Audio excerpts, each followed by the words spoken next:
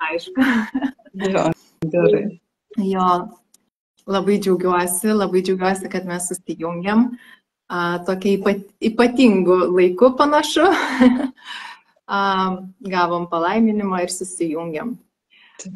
Taip, aš esu Gerda, Laimingų akių organizatorė ir kūrėja, moteris, kuri noriu labai šiandien pakalbinti ir kalbinsiu Olesę Kekienę, su kuria susipažinom moterų ratuose. Aš vis ją stebėdavau, jinai tokia ypatinga, tokia visaplaukianti, tokia iš jos sklinda visada ramybė, harmonija.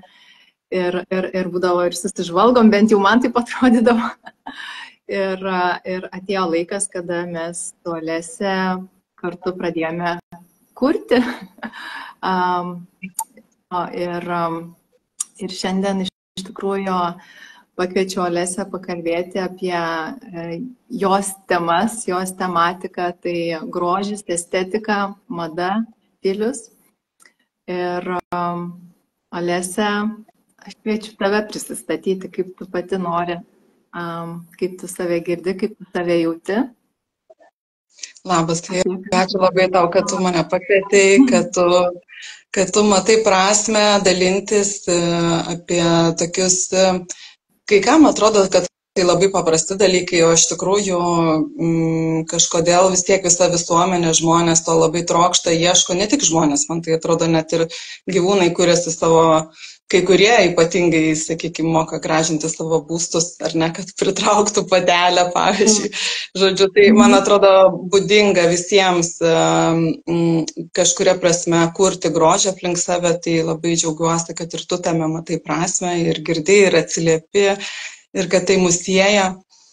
Aš, žinai, labai sunku visada prisistatyti, nes aš kiekvieną kartą vis atrandu kažkokių naujų pavadinimų ir čia neseniai kažkas iš užsienio studentų pavadino entrepreneurė, galvoju, žinai, gyvenu gyvenimą, o pavadinimai vis keičiasi, žinai, vis atsiranda nauji, kaip įvardinti tą, ką darai, žinai, nes mano tokia veikla labai įvairia pusė, tai aš tiesiog save vadinu kūrėja.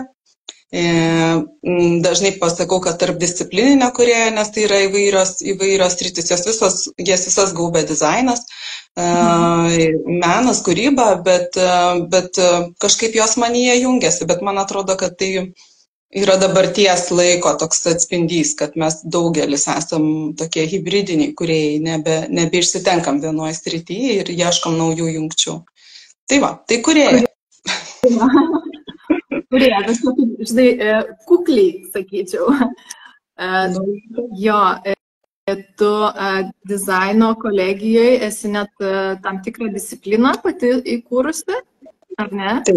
Taip, aš esu, matai, kažkada, kai pradėjau dirbti, aš baigiau kostiumo dizainą ir kažkaip neišsitekau vien rūbose, man buvo įdomi ir man didelį smalsumą kėlė žmonių bendravimas per rūbą, priežastingumas, kodėl jie rengėsi ir kažkaip nepakako, tarsi man asmeniškai atsakymų vien tik tai per rūbą, tai aš pradėjau ieškoti, domėtis ir atradau tokią specialybę kaip stilistas, iš stilisto po to išėjo toks įvaizdžio dizaino, kaip ir savoka ir profesija, kuri tokia jinai dar platesnė negu stilistas. Stilistas jisai dirba tik su rūbais.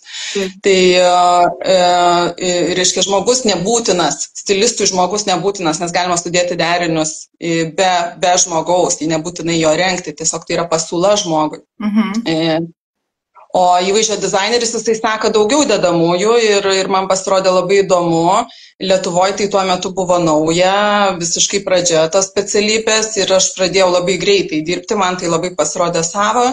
Ir po to, po kažkiek tai metų praktikos gavau prašymą, kvietimą iš kolegijos, iš menų fakulteto, to pačio, kuriame mokiausi kažkada.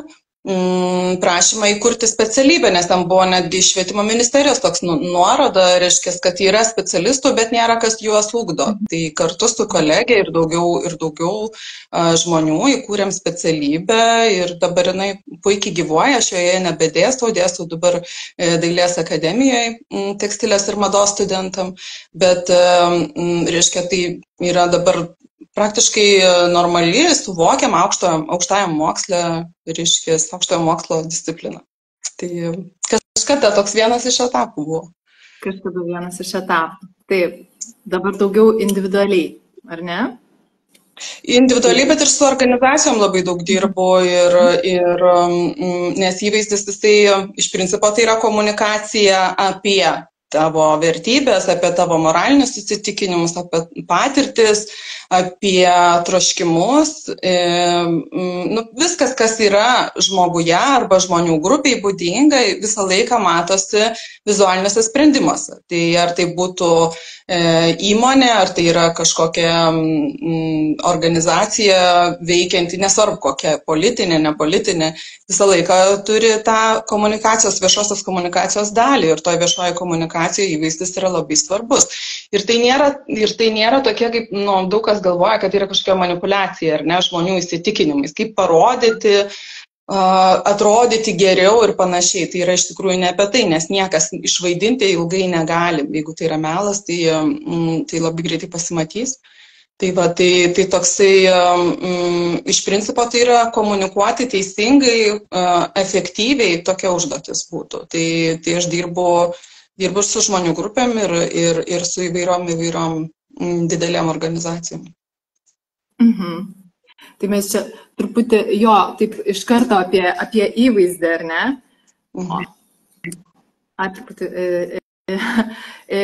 Ir man iš karto toks kyla klausimas, tai iš tikrųjų organizacijos labai didelį dėmesį skiria įvaizdžiui, taip?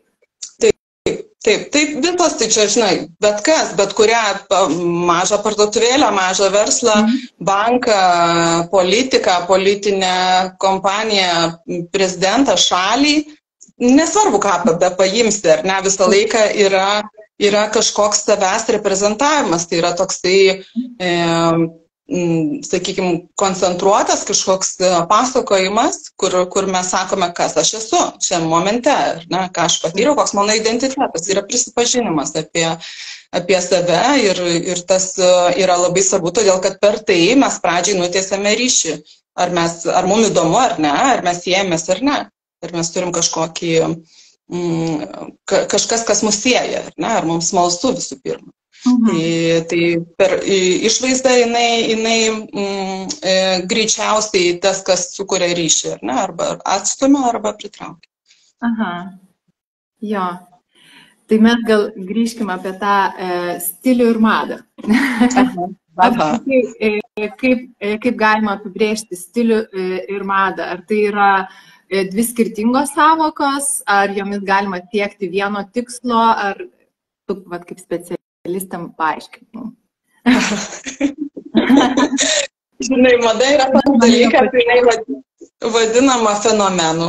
Tai iki šiol mokslininkai nėra konkrečiai įvardinę, kas tai yra tokiam apčiuopiamai lygtai, nes tai yra kažkoks dalykas būdingas žmonėms, laikmečiui, bet, pavyzdžiui, pati mada ten savo įrankių kaip mokslas, kaip save pati ištirti, kas vyksta madoje, neturint. Dažniausiai skolinasi, ar ten antropologinius, ar ten sociologinius, ar ten iš kažkokius kitokius įrankius, kad suvokti, tai kodėl vyksta vieni ir kiti pasirinkimai laikmetyje. Ne? Nes mada tai yra laikmečio prisipažinimas. Tai yra prisipažinimas apie tai, kas mums yra svarbu, kokie yra mūsų įsitikinimai, nuostatos, kokie yra mūsų tarpusavio santykiai tarp lyčių, ką mes laikome vertingų, ką mes laikome gražių, ko mes trokštame, nes kokiose mes aplinkybėse gyvenam, mada dar labai susijusi su svajonėm ir tas labai matosi mūsų pasirinkimuose.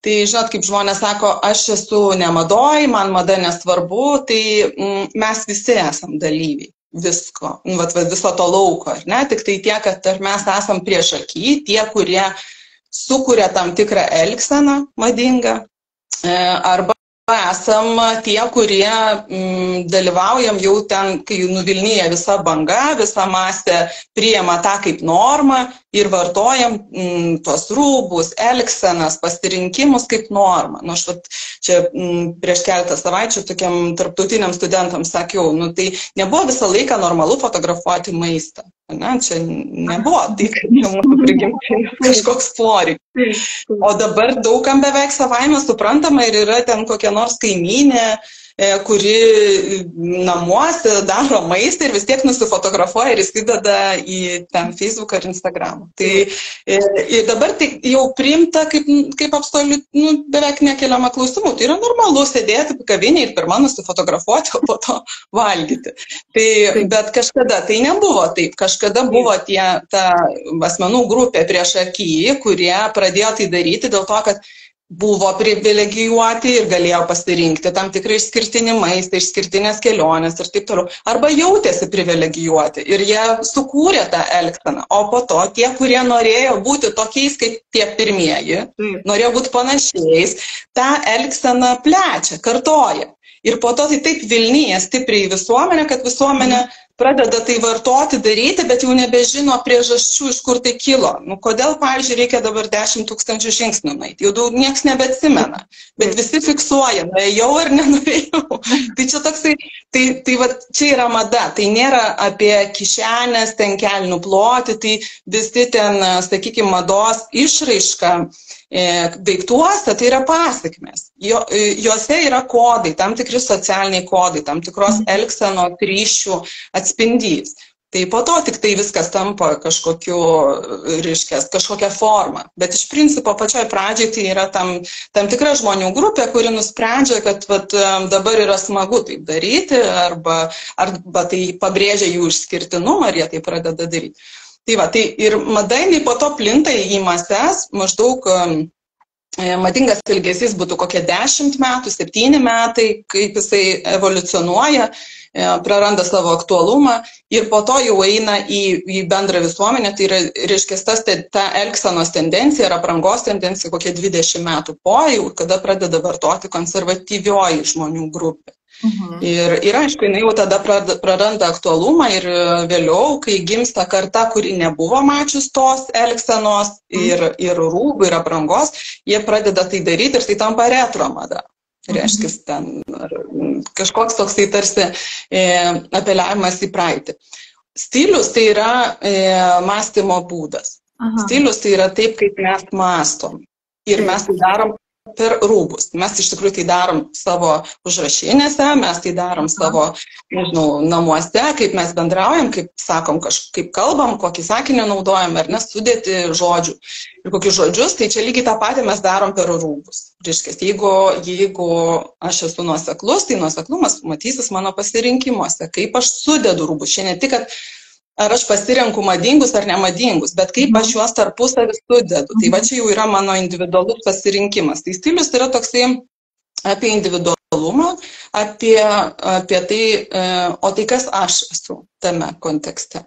Tai čia kaip labai dažnai taip madinga sakyti, kad aš nesaku mada, man svarbiau stilius. Nu, čia yra nesąmonė, ta prasme, nes žodžiu, tai toksai čia, ta prasme, mada egzistuoja. Jinai, ar tu esi naudojasi aktualiais produktais, ar tu seki aktualią, ten, sakykime, tendencijas, kryptis, ar ne, nesvarbu, tu tame dalyvauji. Tai yra didelė industrija.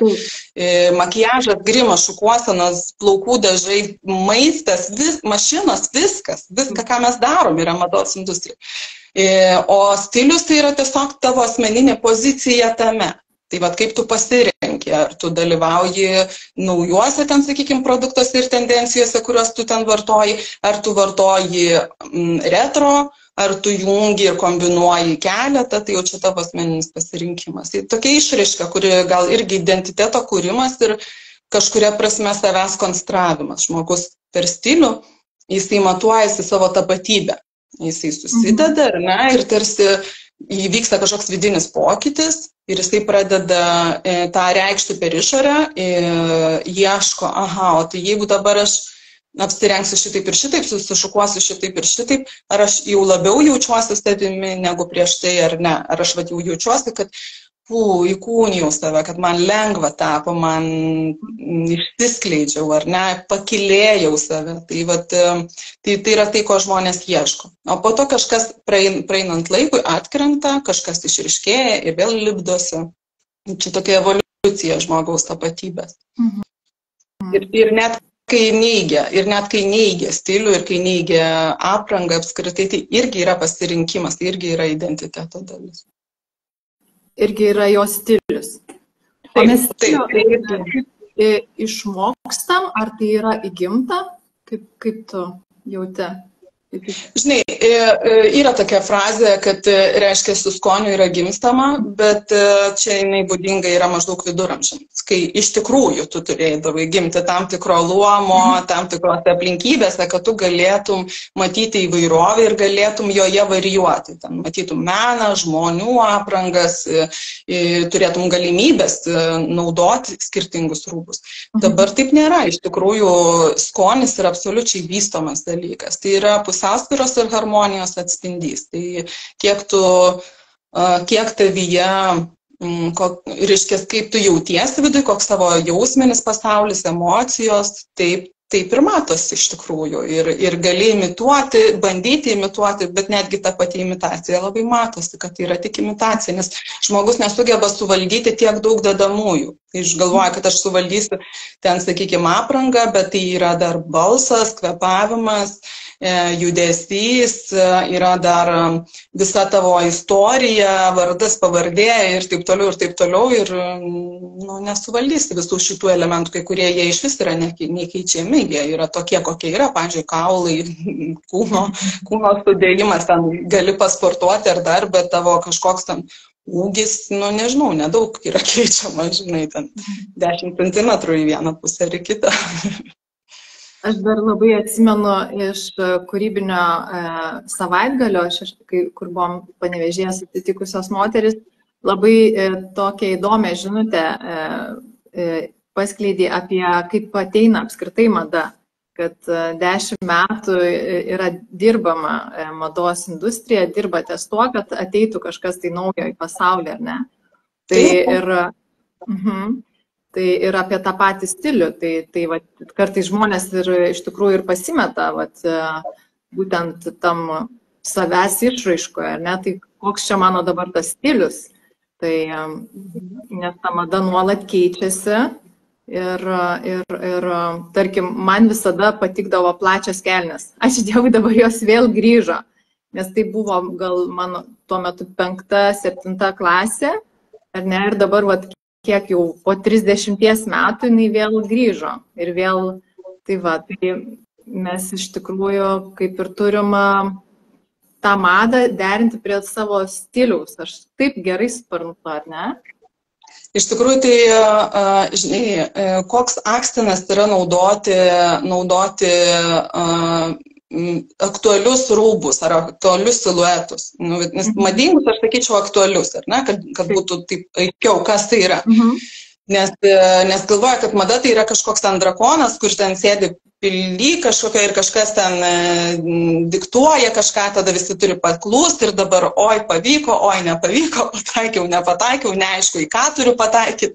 Tai atsiprašau, tai mada yra toksai dalykas, kad yra didžiulė industrija, ar ne? Tai yra daiktų industrija ir tam tikrų paslaugų industrija. Tai ir mes kaip visuomenė turim savo ritmus ir savo tam tikras kaip žmonijai būdingas reakcijas į kažkokius įvykius. Pavyzdžiui, ten įvyksta kažkokios grėsmės, nestabilumas, politinis, sveikatos, biologinis, bet koks ten nestabilumas būdingas visai visumai. Tai aišku, kad mes neįsim į tas, kas irgi yra, kelia mums grėsmę ar rodo kažkokius dramatiškus kelia jausmus. Tai natūraliai mes norėsim kažkokios paguodos, pasakos, dainos, muzikos, kai esi liūdnas, kartais gerai yra liūdna muzika, kad padėtų tau užsiverkti, bet iš tikrųjų tai paprastai mes ieškom balanso, kaip atstatyti tai, kas yra, į kažkokią pusiausvyrą.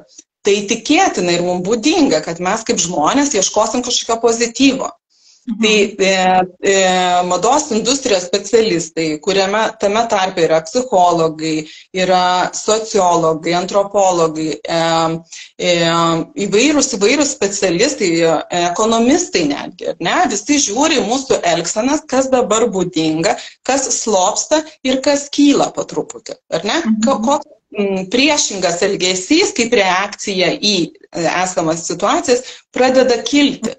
Ir tai, ir matosi, kad mes ieškom dabartinės aplinkybės, čia toks apie naujas tendencijas, jeigu ateinančiam 10-mečiui, gal netgi 20-mečiui. Tai yra, į dabartinės situacijos yra tiek nestabilumo ir tiek sunkumo ir tiek dalykų, kurių nebegali sukontroliuoti, kad mūsų natūraliai reakcija yra ieškoti žaismingumo. Bet ne, kur nestabilumas yra kaip pozityvus dalykas, ar ne? Nes mes jau matom, kad sukontroliuoti nebėra šansų nieko, ar ne? Net kitą kartą savo sunku susitvarkyti su nuotaikom ir ten kylančiais jausmais. Tai ką mes galim padaryti, mes galim į tai žaismingai reaguoti, ar ne? Atgaivinti savyje vidinį vaiką.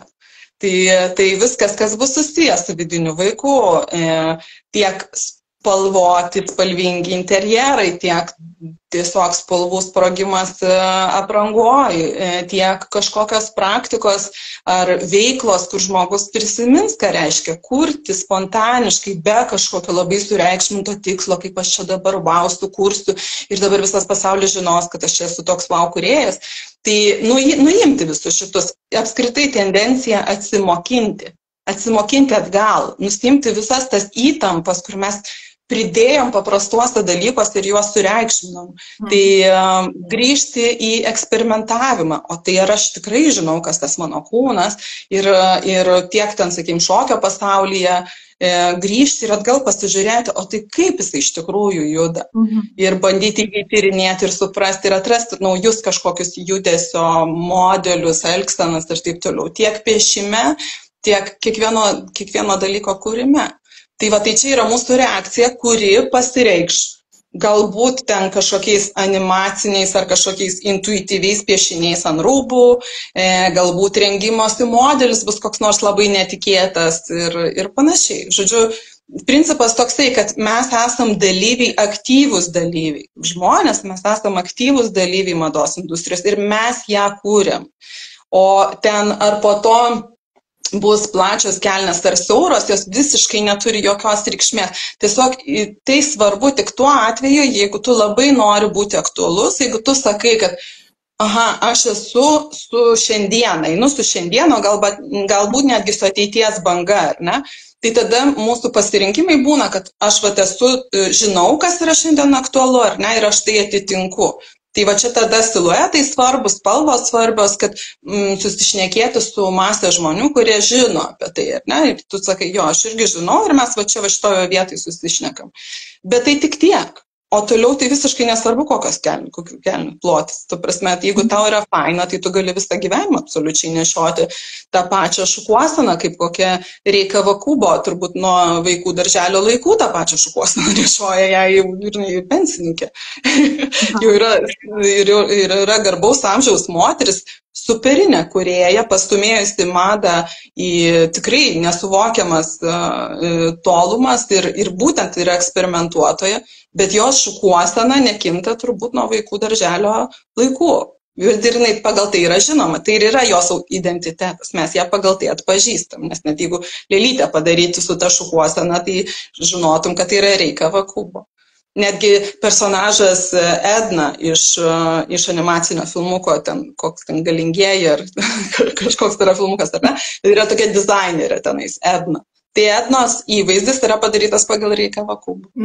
Tai va, tai tas tavo pasirinkimas yra svarbus kaip tavo identiteto dalis, bet ne kaip atitiktis, ar tu turi suspėti su kažkuo ar neturi. Niekur tu neturi, visų pirma, nėra kur spėti. Tu tiesiog arba renkiesi tai, kas tau patinka, arba ne. Ir visą laiką galima derinti tai, kas patinka, su tuo, kas aktualu, kažkokį padaryti junginį tų dalykų. Nes sekti tendencijas visų pirma tai yra netvaru, labai, nes ant to ir pastatyta pati gamybinė mados industrija, ne, kad tu kas 2 savaitės norėtum vis kažkokio naujo daikto. Ir kaip tu minėjai tą pavyzdį iš mūsų praeito susitikimo, tai reiškia, kad esam pratinami. Nu, toks truputėlį, kad irgi suprasti, kad nesam aukos, bet kad su mūsų troškimais yra dirbama. Nu, nes tai yra didžiulė industrija, 2, 3 pagal dydį pasaulyje industrija, kuri aišku, kad jinai nepasiliks vien tik tai ant atsitiktinumo. Tai aišku, kad yra planuojama viskas. Ir atsižvelgiant į mūsų reakcijas, bet tai yra planuojama, reiškia, ką mes būtumėm pasiruošę, tai ir ko mes galim norėti. Nes jeigu atsisakom dabar gyvūninių kažkokių produktų, ar ne, kailių, ten odos, taip toliau, tai industrija turi tam pasiruošti, tai dabar yra didelės pajėgos dedamos į tai, kad užauginti rūbus, pluoštus, medžiagas iš augalų, iš grybų, kas yra grybo oda dabar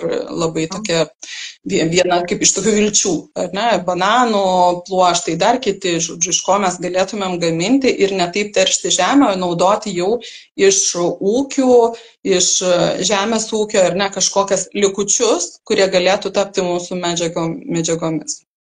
Tai apie tai yra kalba. Wow. Labai įdomu iš tikrųjų. O esi pastebėjus, kad kažkiek laiko, aišku, manau, kad tikrai pastebėjai, kad tos mados visada grįžta. Ir tarkim, pasidalinsiu mano dukra, jai 13 metų ir jinai sako, mama, tik jūsų karta užaugo tam laikotarpį, kur mes norim sekti, 90-ieji. Ir muzika, jų atklausosi, ir tos pačios, apsirengimas, ar net, platus džemperiai dabar, kelnes. Ir jinai sako, ar iš tikrųjų taip yra, čia ar jinai, nežinau, iš socialinių tinklų tikriausiai gal domisi, kad žodžiu, kad tais laikais labai buvo ta mada visa labai aukštumoj. Kaip tu matai? Taip, 90-ieji, net šiurpas perėjo. 90-ieji ir 2000-ieji yra tikrai toksai didelis, labai buvo didelė banga kūrėjų, labai tokių nuostabių kūrėjų. Jeigu kalbant apie madą, jos estetiką, tai irgi tokio grynumo labai daug tame buvo, daug naujų idėjų, labai daug visokių tokių. Ir aš, kadangi jau sakiau madą tada, tai aš pamenu, realiai, aš nežinau, kaip čia gal nenormalu, bet aš tai atsimenu, kai aš verkdavau, aš žiūrėdavau McQueen šou, arba Galliano, arba ten kitus dizainerius, kūrėjus, Julien McDonald toksai megzdavo, verkdavau, realiai, nes jie buvo spektakliai, kažkokių idėjų, jie pasiūlydavo tokius, kažkokį pasaulį, sukurdavo kitokį pasaulį, kurį tu gali įeiti ir žavėtis ir būti dalyviu ir kurti savo tapatybę, irgi tokiai fantazijos lygmenį. Tai mada turi savo ritmiškumus ir fantaziją mada siūlo visada, kai būna kažkas sudėtingiau ekonomikoje ar tarp politiniuose santykiuose, ar dar mada visą laiką eina į fantazijos pusę. Tai toks ritmingumas yra, gali matyti visą laiką. Jeigu yra kokios nors griežtos taisyklės visuomeniai, ten tėvai varžo, daug yra reikalavimų jaunimas, aišku, kaip maištą, rengsis tai, kad tėvai laiko nepadariu, netinkamu, negalimu, tai čia kaip, jau kaip dėsnis, būtinai turi paprieštarauti, tai tada jie rengsis išvirkščiai, nutrintus rūbus, jeigu tėvai sakys, ten turi atrodyti gražiai, ten tvarkingai ir panašiai. Tai aišku, tai tada bus suplyšę viskas, nunešioti batai ir jie sėdės ne ant kėdžių, o ant asfalto, ant brailos kažkokios ir rūbus neaišku iš kur gaus, ten pasiskolins, padovanos kažkas iš tėčio, iš senelio paims ir idėja tada nešioti nenaujus rūbus, nes jie maištaus prieš tai, ką sako tėvai. Tai tas ritmas iš principo tai paprieštarauti tuo metu kažkokiam status quo, kažkokiai nuostatai. Tai paaugliai, va, kaip sakai, 13-mečiai, jie ir yra tie, kurie reaguoja į aplinką ir išvaizda labai dažnai tampa jų išraiškos būdas, kaip maišto būdas, kad aš nesutinku. Jeigu ten kažkas sako, kad turi būti lytiškumas ar ten dar kažkas toks ir toks, ar ne, tai tada šitą kartą sako, nieks manęs negali apibrėžti, ne, nu, kas man gali nurodyti, ar ne, tada aš rengiuosi kaip nori, tada rengiasi unisex rūbais arba jungia, reiškiasi, dviejų lyčių kažkokiai žaidžia simboliais. Tai čia yra reakcija, čia yra vidinio pasaulio atspindys. Tai va tas ritmas, jisai atsiranda iš to, kad yra kažkokia filosofija iš vidaus. Bet čia galima ir taip atsekti ir kaip, kas pasaulyje vyksta tikriausiai, ar ne, o pagal madą. Ir pagal laikmetį gali pasakyti, matai, žinai, tokie ir tokie pasirinkimai. Pavyzdžiui, ten labai stipriai daug dėmesio yra šukuosenas, į galvos apdangalus ir ženkliai mažiau keičiasi rūbai. Apie ką? Apie tai, kad yra trūkumas. Tai reiškia, greičiausiai tai yra karas ar kažkas panašaus ir tada nėra audinių galimybių ir netgi koncentracijos dėmesio, reiškia, negalima skirti tam, ar ne? O noras pakylėti save sudėtingose aplinkybėse. Tai ką žmonės darys, tai jie, aišku, tada dirbs su tuo, kur gali tiesiog kiekvieną dieną vis kažkaip tai fantazuoti. Tai čia 40-ųjų, pavyzdžiui, mada yra apie tai ir visas įvaizdis yra apie pozityvų įvaizdį moters, vyro, dainuojančios, šokančios moters. Jeigu aplinkoje viskas gerai, tai aišku, tada prasideda dramatizmai čia. Žodžiu. Nu, tiesiog čia yra tokios labai labai žmogiškos reakcijos ir mada, apranga yra kalba. Tai yra vizualinė kalba. Mes visą laiką kalbam ir prisipažįstam apie save dabartinę momentą. Gali net nekalbėti, tiesiog apsirengti ir jau žinutę skleidė, ar ne? Nu taip, žinai, net iš tikrųjų žodžiai, kiek jie kokias 7, kiek ten sakoma procentų iš tikrųjų mes informacijos gaunam per pačius žodžius. Kitas momentas tai jau kaip jie pasakyti ir tada ar tas, ką mes esam apsirengę ir kas mus supa, atliepia į tai. Ar tai žodžiu, turi kažkokį ritmą pasikartojimą. Taip. Tada kitas būtų klausimas. Tai kokie būtų tie pirminiai žingsniai, kad žmogus atrastų tavo tą unikalų įvaizdį?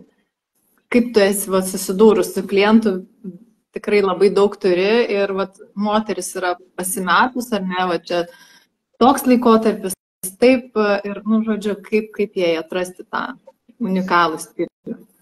Tai žinai, tas yra toks pasakymas, kuo labiau pradedi ieškoti autentiškumo, tuo labiau nuo jo tolsti. Tai iš tikrųjų yra tokia daugiausiai drąsos kainuoja prisipažinti, kad tai, ką aš turiu dabar, kas aš esu dabar, ne kurti projekcijas savo ten su kokiais svajonių žemėlapiais ir svajonių ten koliažais ir taip toliau, ar ne, kad aš būsiu ta ir ten tempi save iki to, ar ne, kas tai yra iš tikrųjų psichologinis teroras, nes vėl neprisipažįsti, ar ne, ir vėl sau sukuri kažką, link ko tu turi dasitemti, kas dažniausiai neįvyksta ir tada nusivylimo daug ir visų. Tai pati esmė yra pradėti čia viso dizaino pagrindinis pirmas žingsnis, nesvarbu, ką bekurtum, ką aš turiu. Tai kas aš esu, ar ne, kokias aš patirtis turiu, kokį aš kūną turiu, ne apie tokį, kai aš ten sulieknėsiu ir tratata. Tiesiog, aš esu tokia dabar, šito amžiaus, šito charakterio, šitų aplinkybių. Ir tada pamatyti tame unikalumą, nes taip atrodo, kad visi tokie, bet iš tikrųjų tos patirtis ir yra kažkaip unikaliai susidėliojusios į unikalią mozaiką. Tai kokia mano to mozaika, kokios spalvos ir ypatingai tos vietos, kur mes galvojam, kad jos yra netinkamos ar nepakankamos, iš tikrųjų jos ir yra gražiausios.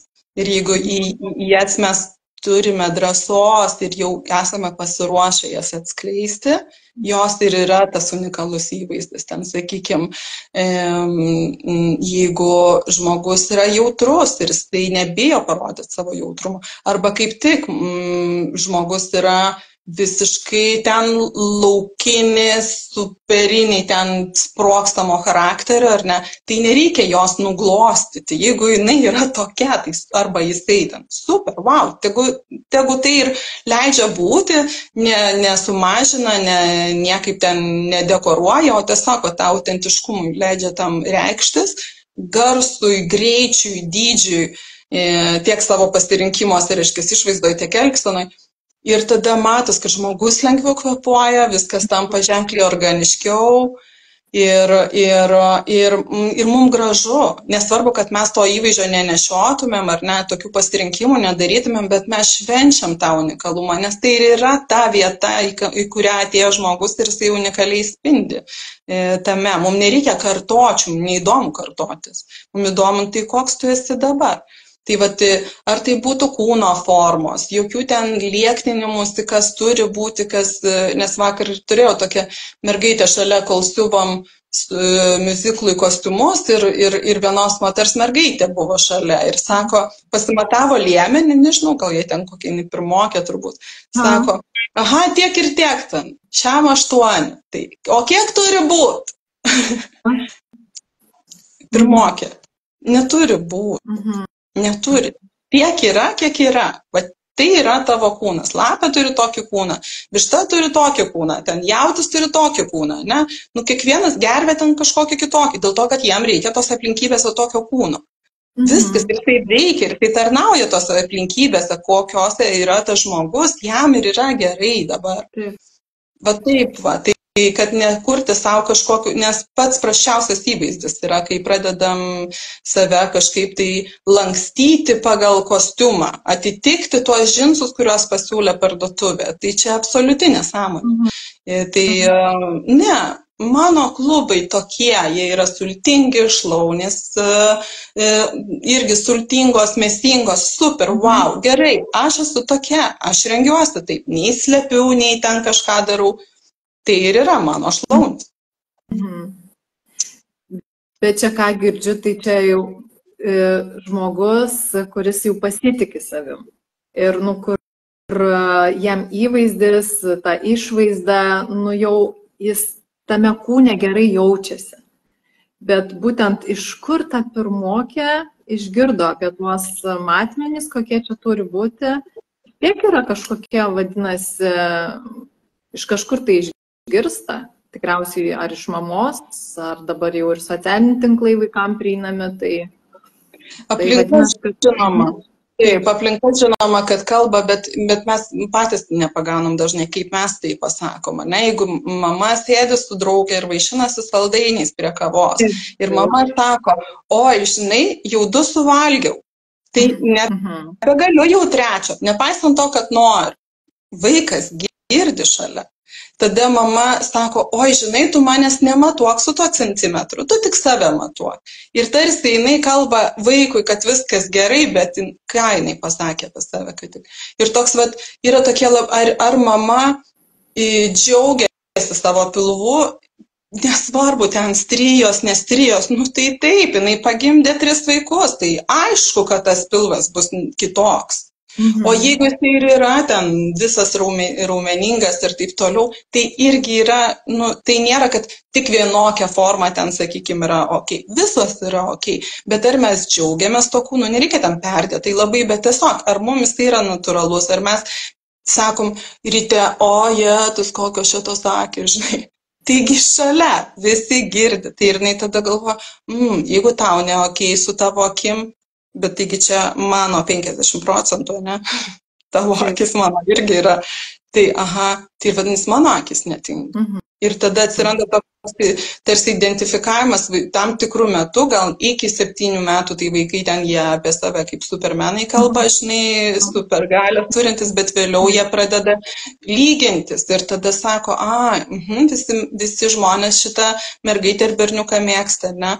O mano mama į save žiūri ir svarsto, ar ten tėtis, ne? Ten Tai toksai truputį su priėmimu padirbėti, nes pasitikinti savim žmogus, nu, aš nežinau, aš esu sutikus tokį jau, wow, 100% pasitikinti, nebent būna koks nors neadekvatus, tai, bet, nu, tai irgi yra dalykai, bet bent jau priimantis, sakykime, kad, nu, va, man, pavyzdžiui, faina. Tiek man metų, vat man faina ir aš ką noriu, kaip noriu, taip rengiuosi, ką noriu, tą darau. Ir žydžiu, nesvarbu, koks mano yra laikotarpis dabar, ne, aš leidžiu savo viską, ko mano širdis geidžia. Jeigu aš noriu šokti, aš šoku. Jeigu aš noriu to šortų, aš rengiuosi to šortus, aš nesu skolinga žmogui, kitam ar visuomeniai savo kažkokius pasirinkimus, ar ne, tai nėra mano mainų kaina žemėje, ne, aš renkuosi taip, kaip man šiai dienai geriau. Viskas. O toliau yra mūsų tarpusavio ryšiai. Jeigu tu jauti kažkokį bendrą ryšį su manim, būtent per tą požiūrį, būtent per tas mintis, tai mes ir draugaujam. O jeigu nepatinka, tai tu gali nusisukti. Čia šiaip ne mano problema. Nu, man viskas gerai. Jeigu tu negražu, tu gali nusisukti. Taip. O tu su savo klientėm, kuri įvaizdį padedi, susiduri su tokio moterim, jauti, kad nu, nėra to priėmimo, ar ne? Ir kaip tu tokiose situacijose, ką tu patari, ar ką tu pasakai joms, tiesiog pats smalsu? Paprastai, tai žinai, žiūriu į tai kaip į labai tokį jautrų ir trapų procesą, nes nu, nėra taip, kad, žinai, girdėjau iš mamos, ten tėčio, močiutės apie kūną, apie kažkokias aprangas nuostatas, ar ne, visą gyvenimą ir staiga aš imsiu ir va taip viskas nusibrauks. Taip nebus. Žinai, jos veikia, tie įsitikinimai nuolatos išlenda tarsi subtiliausiais kartais būdais. Tai net ir nesveika iš tikrųjų žmogus, tai kaip būna televizijos laidos, kur įvaizdį pakeičia labai greitai. Ne? Šiaip, jeigu stebėtumėt kūno kalbą, žmonės dažniausiai jaučiasi negerai tame. Jie įsitempia ir apie kokią nors detalę pasako, oi, man labai patinka tie batai, nors jai visą išvaizdą pakeitė, bet jinai bando būti mandagi, ne? Nes psichikai tai yra per didelis krūvis. Tai iš tikrųjų aš labiau orientuojuosi į palaipsnį procesą ir jeigu įvaizdis formuojasi, tai dažniausiai 2 metų bėgyje etapais žmogus eina palaipsniui vis į grinumą. Ir toks mano asmeninis, bet čia grinai mano toks veikimo stilius, aš labiau nurengiu negu aprengiu. Tai, nes apsirengti moteris tikrai gali ir moka ir taip toliau. Toks mano užduotis, kai aš dirbu tiek su garderobu, tiek formuojant žmogaus įvaizdį, tai nuimti per išvaizdą, per pasirinkimus tai, ką žmogus bando įtikti, patikti kažkam ir tai jį vargina. Čia ne mano požiūriu, bet tiesiog tai jį vargina. Ne? Jis jaučiasi, kad naštą kažkokią neša, ne? Aš dabar turiu taip daryti. Ne? Tai aš tada kartu su žmogum mes ieškom galimybių, kaip jis tai gali patenkinti ir tą poreikį, nes bendrauti su aplinka reikia, kartais darbas reikalauja tokio, sakykime, kažkokio reprezentatyvumo, ar ne? Bet kaip jinai galėtų būti arčiau savęs ir labiau save remti, ko reikia jos psichikai tuo metu, ko reikia jos kūnui tuo metu labiau, ar ne? Ko reikia jos tomis aplinkybėmis daugiau, nes, sakykime, turiu klientas, kurios yra, pavyzdžiui, labai greitos. Nu, labai, tiesiog viską daro labai greitai. Tai jeigu aš jai ten kursiu įvaizdį, prie kurio reikės ten 20 minučių stovėti arba ten pusvalandį ir svarstyti, ką su kuo derinti, jis tai gali būti labai stilingas, tas pats kūnas gali būti labai stilingas. Bet jeigu aš jai ten dėliosiu visą tai, nu, aš garantuoju, 3 dienos maksimum, jinai daugiau po to nedarys to. Tiesiog, nes sakys, ai, nu ir gerai, ir būsiu tokia, kokia esu, jinai bus liūdna dėl to, bet jinai, nu, nebus taip. Tai mano užduotis yra dirbti su ja, prisitaikyti prie jos veikimo ritmo, kad jinai greita. Tai koks reiškia rūbas, kuris bus efektyvus, kurio efekto kokio jinai nori, ar ne, bet nevaržys jos judesių, nereikės ten visko sudėlioti ir taip toliau. Tai ar aš ten spintas organizuoju su sistema, kur aiškiai labai sudėtų visus įvaizdžius, ar mes įsigijam daugiau suknelių, kur vienas įvaizdis ir ten reikia nieko galvoti, žodžiu. Ir kažkokiu kūrėjų ten juvelyrikos ar papuošalų ir taip toliau. Tai žodžiu, idėja tai mano daugiau prisitaikyti prie žmogaus, išgirsti jo troškimus, išgirsti jo pagrindinę motivaciją ir pagrindinį ką jisai nori išgrinti, ką jisai nori šitam etape atnešti, koks vidinis pokytis jau įvykęs yra. Ir tada, sakykime, atrasti tuos pasirinkimus, kas jį palaikytų. Ir eiti su juo, o kiek dar drąsiau galim, kiek tas žmogus nori, jau yra pasiruošęs psichologiškai ir visaip kaip atsiskleisti, nes reikia nepamiršti, yra dar ir aplinka, šeima, draugai, darbas, tai jeigu ten tas įvaizdis drastiškai pasikeičia visiems būna taip, kas čia dabar bus, kas čia su ta mama, arba kas čia su ta moterim atsitiko, kyla labai daug tokių nepatogumo pačiai aplinkai, tai va irgi, kad nedraskyti to labai visko drastiškai. Nors ir tą galima padaryti, jeigu reikia. Jeigu labai nori tokio efekto, staigiai, ar ne, persikūnit, galima ir taip. Žodžiu, kas kam patogu, bet neiti vienintelio, ko nedarau, tai kad žmogus kažko, man nepriimtina, kad žmogus kažko negali. Pavyzdžiui, aš esu įsitikinęs, kad mes labai daug galim. Tai tik tai reikia surasti būdą, kaip tai padaryti darniai. Tiek pačiam žmogui, tiek aplinkai, tiek laikmečiui. Kaip taip atliepti maksimaliai harmoningai.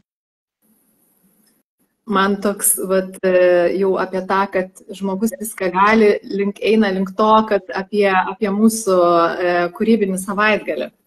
Kad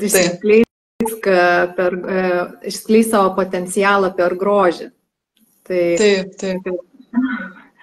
Tai gal papasakok, kaip tu matai savaitgalį tą. Ką ten moteris gaus, apie tą galiu. Taip. Visų pirma, tai yra, kaip pasakyti, grožis, apskritai estetika turi tokią poveikį tokiu žmogui, reiškia, netgi organizmo chemija sureaguoja taip, kad mes pakylėjame save. Kai mes pamatom kažką gražaus arba esame gražioj aplinkoj, šalia mums gražių žmonių ir valgome, skanaujame ir skonėjamės maistu, kuris mus pakylėja ir atveria mūsų visokius skonius. Tai, reiškia, mes apskritai taip kilstelim save, ar ne, ir išsiskleidžiam. Dėl to, sako žmonės, gavau įkvėpimą. Mes įkvėpiam mane, daugiau jėgų, daugiau energijos, ar ne, pasipildome. Tame pačiame atsipalaiduojame, leidžiame savo mėgautis, nardyti tame aromate savęs. Ne kitų, bet savęs. Tai šitas savaitgalis yra skirtas ateiti į tokią aplinką, tai yra dvaro aplinka, ar ne, kurioje jau yra įdirbiai, prieš tai gyvenusių žmonių, kultūros, kuri dabar yra atgaivinta, turėsime nuostabų šefo maistą, turėsime tavo neuroedukacijas ir įvedimą, ar ne, švelnų ir savalaikį, švelniai atverianti žmogaus savastį ir mūsų toksai duetas, ar ne, tame ir yra prasmė, kad tu tą leisi pajusti labai švelniai. Ir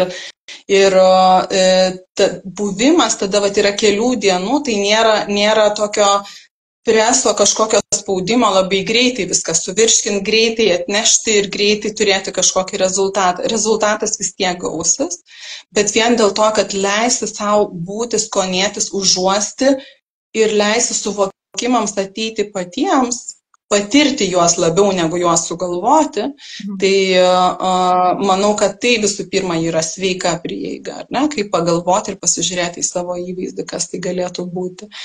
Ir mes to savaitgalio metu, per to, kad turėsim nuostabių staigmenų, kurias tu suorganizavai.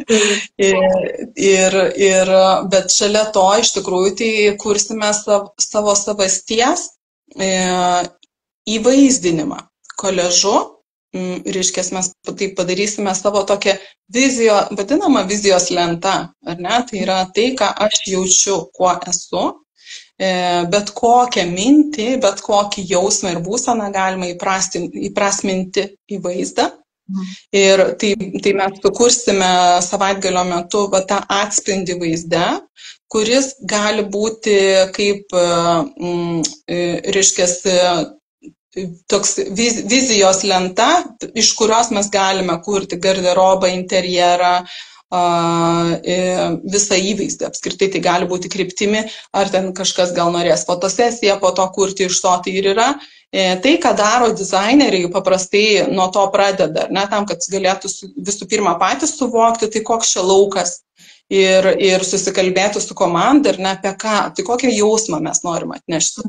Tai va ta vizijos jausmo būsenos lenta, koliažas, ar ne, ir iš to parodysiu, kaip galima išsikelti spalvinę gamą, iš kuri gali tapti netgi tavo brendo spalvos, ir tokiu atveju yra buvę, kur netgi po tokio kūrybinio savaitgalio moteris savo brendo spalvas išsikėlė ir tiesiog visą po to labai labai sėkmingai tą pritaikė. Tai gali būti interjero, namo, buto, interjero pasirinkimai ir tai gali būti visam garderobui ir įvaizdžiui tinkamos spalvos ar netinkama gama.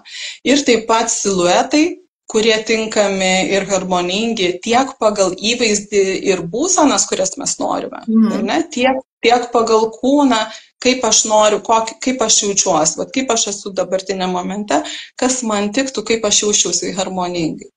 Tai, reiškia, kas atitiktų mano dabarties poreikius. Tai iš principo tai yra strategija, vizualinė strategija asmeniniam įvaizdžiui išskleisti. Ir toksai gal pagrindinis akcentas tai autentiškumas, ar ne, kad mes neinam į jokius turi būti, neįsim. Mes eisim, o tai kas aš esu, ką aš jaučiu, kas man patinka iš tikrųjų. Netgi tai ką kiti žmonės gal sako, kad kvaila, bet tai bus pakankamai saugi erdvė, pilna pasitikėjimo, kur žmogus kiekvienas galės išsiskleisti tokio amplitudį, kiek jaus ir norės, ir turės tam erdvės ir laiko. Gal tu kažką nori pridurti, gal tu nori apie savo praktikas papasakoti? Tu labai gražiai pristatėjai, dėkui ir galvoju, neuroedukacijoje yra labai daug pratimų iš tikrųjų moteriams ir galvoju, kaip geriausiai atskleisti būtent per tą savaitgalį, tai labai tokį stiprų pratimą turiu, kuris labai suteikia būtent ir tos spalvas. Tai būtent apie spalvas ir apie labai tas pratimas įkvepia ir duoda pasitikėjimą. Tai jo, labai laukiu susitikimo ir tai neuroedukacija, kaip tu sakai, švelnus įėjimas. Iš tikrųjų, tu labai gražiai pasakai, nes aš tikrai labai mėgstu ir pati su savim, kai praktikuoju švelniai viską daryti. Tai žingsnis po žingsnio, tai ir taip, penktadienį bus toks švelnus įėjimas į savaitgalį. Ir dar galiu truputį ir atskleisti tų paslapčių, kad šeštadienį vakare mūsų laukia netgi dvi viešnios. Tai mes kalbėsime apie tvarumą netgi labai stipriai, kas man labai irgi artima. Ir vakare turėsim gražų koncertą. Tai viską, būtent labai gražiai pasakei, kad kodėl susirenkam apie tą estetiką, ar ne, kad mus jinai įkvepia. Tai labai gražiai net užsirašiau, kad estetika įkvepia. Tai būtent dėl to daug moterų prie tavęs ir nori pabūti, tiesiog atrodo pabūti, nes būtent tavo ta estetika, tas visas įvaizdis ir visa kombinacija labai įkvepia iš tikrųjų. Labai daug. Įkvepia. Taip, tu žinai, viskas yra orientuota vis dėlto apie kiekvienos iš moterų žmonių, ar ne, savasties prisiminimą, apie drąsą, kad jeigu aš galiu, gali ir tu. Tiesiog tai galbūt pradžiai atrodo baisu, kaip sureaguos aplinka, ar nebus per daug ir taip toliau, bet man atrodo, jeigu vertini gyvenimą kaip dovaną, kaip galimybę kiekvieną dieną, tiesiog pasidžiaugti pilna krūtinė, kad tu esi. Iš principo, ne, kad tu tiesiog esi ir pilnai žandais ragauti gyvenimą, skonėtis, džiaugtis, matuotis, žaisti, nieko nesureikšminti, tiesiog žaisti, tai yra tik rūbai. Pasimatavau šiandien, netiko, nepatiko, pabandau rytoj kitaip, aš niekam nesu įsipareigojus, aš niekieno nežydžiu, ar ne, su savo veiksmais ir požiūriu ir taip toliau. Tai yra tokia labai gera erdvė prisiminti save, leisti savo, skleistis, pasiskonėti savimi ir tuo aromatu įkvėpta, išsiskleidusiai kaip gėlei grįžti į savo aplinką ir leisti užuosti tą aromatą kitiems, kurie žmonės sakys, ir aš prisimenu, ką reiškia būti savimi. Tu tapai drąsi ir aš noriu pabandyti bent dalelę. Tai aš tai vis tiek matau, kad tai yra raibuliai, kad tai vilnyja per visą realybės audinį labai gražiai ir jau geriau dalintis grožį ir meilę negu kažkuo, kas ardo, ar ne? Bent jau šiai akimirkai man atrodo, kad tai yra ženkliai našiau dalintis kūrybą, įgalinti kiekvieną, kad ir kiekvienas žmogus įsigalintų kurti savo realybę. Man atrodo, mes tada iš tikrųjų ateisime tą visai kitokią kasdienybę ir visai kitokį pasaulį jį patys sukursime. Su tuo aš galiu ir tu gali. Taip, tu gali ir aš galiu. Tai aš manau, kad mūsų savaitgalis laukia apie tai. Aš labai kviečiu moteris, kurios nori, kurioms atliepia, tiesiog pilnais žandais, pilna krūtinė, visų kūnų, visa širdim, pasiskonėti, pasibūti, pasijuokti, paeksperimentuoti ir suteikti savo 3 dienų galimybę būti grožyje ir ryšyje su savimi. Taip.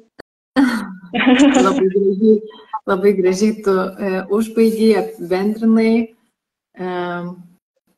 Gal dar nori kažką pridurti?